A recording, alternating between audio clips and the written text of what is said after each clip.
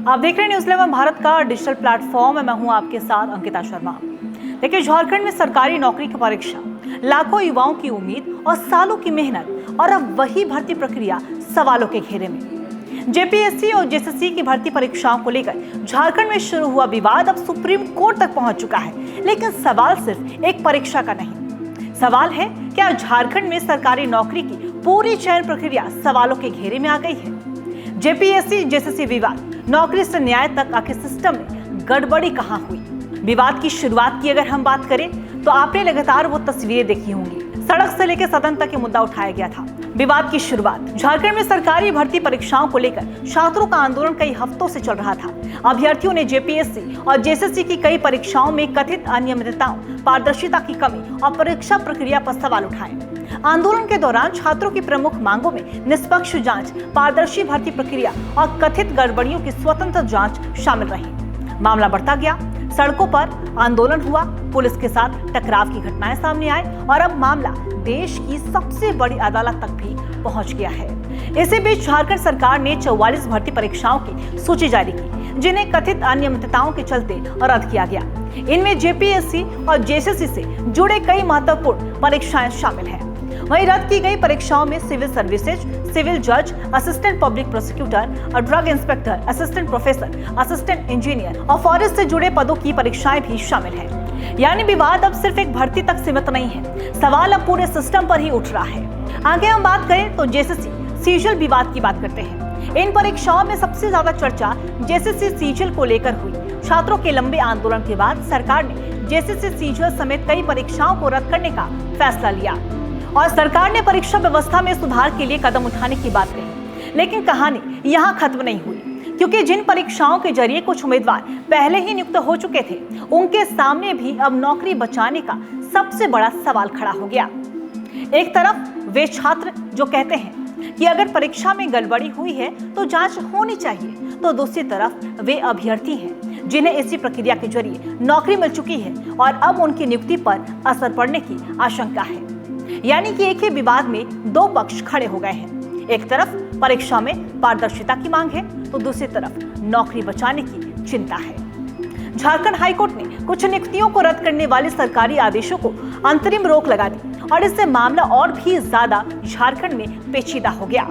भर्ती परीक्षा विवाद के बीच छात्रों और पुलिस के बीच टकराव की घटनाएं भी सामने आई। गिरिडीह और हजारीबाग में हुई झड़पों के बाद एफआईआर दर्ज की गई। रिपोर्ट के मुताबिक 3 एफआईआर में 28 लोगों को नामजद किया गया, जबकि 900 से ज्यादा ऐसे अज्ञात लोग थे जिनका भी जिक्र है। यानी जो विवाद शुरू हुआ था नौकरी और परीक्षा की पारदर्शिता से, वह अब कानून व्यवस्था और राजनीतिक बहस तक भी पहुंच गया है। और अब इस पूरे मामले की नजर सुप्रीम कोर्ट पर है। आज सुप्रीम कोर्ट ने कथित जेपीएससी परीक्षा अनियमितताओं की स्वतंत्र जांच की मांग वाली याचिका पर केंद्र सरकार और झारखंड सरकार दोनों को ही नोटिस जारी किया। याचिका में सीबीआई या फिर सुप्रीम कोर्ट के पूर्व न्यायाधीश की निगरानी में स्वतंत्र जांच की मांग की गई है। हालांकि ध्यान देने वाली बात यह है कि यह याचिका परीक्षा को सीधे रद्द करने की मांग नहीं करती है, बल्कि पूरी परीक्षा प्रक्रिया की निष्पक्ष जांच की मांग करती है।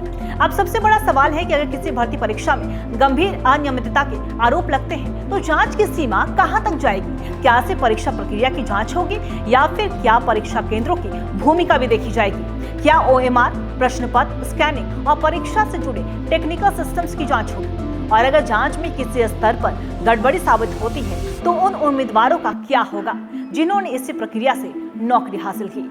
इस विवाद ने एक और संवेदनशील सवाल खड़ा किया। सरकारी भर्ती परीक्षाओं से सिर्फ नौकरी पाने वाले उम्मीदवार नहीं आते हैं, बल्कि इन्हीं प्रक्रियाओं के जरिए प्रशासन और न्याय व्यवस्था से जुड़े महत्वपूर्ण पदों पर भी नियुक्तियां होती हैं। इसलिए परीक्षा प्रक्रिया की विश्वसनीयता का सवाल बेहद ही गंभीर हो जाता है। अगर चयन प्रक्रिया पर सवाल है तो चयन से निकली नियुक्तियों की विश्वसनीयता पर सवाल उठाना भी स्वाभाविक है।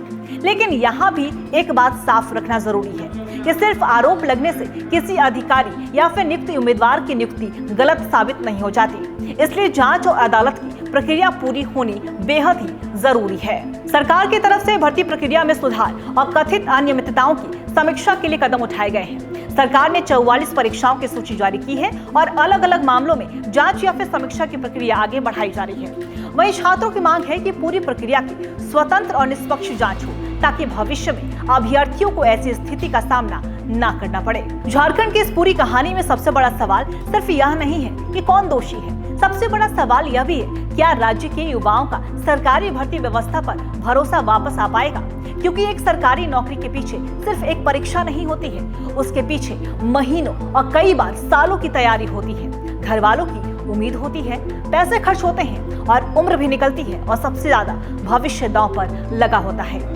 जेपीएससी जेएसएससी विवाद अब सिर्फ झारखंड के छात्रों का आंदोलन नहीं रह गया है। सरकारी भर्ती परीक्षाओं में विश्वसनीयता पर भी सवाल अब सुप्रीम कोर्ट के सामने है। आज अदालत ने नोटिस जारी कर दिया। अब केंद्र और झारखंड सरकार का जवाब आएगा और इसके बाद यह तय होगा कि जांच किस दिशा में आगे बढ़ती है।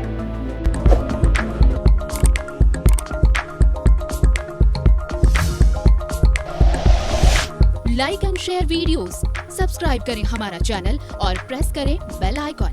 News 11 भारत, सच है तो दिखेगा।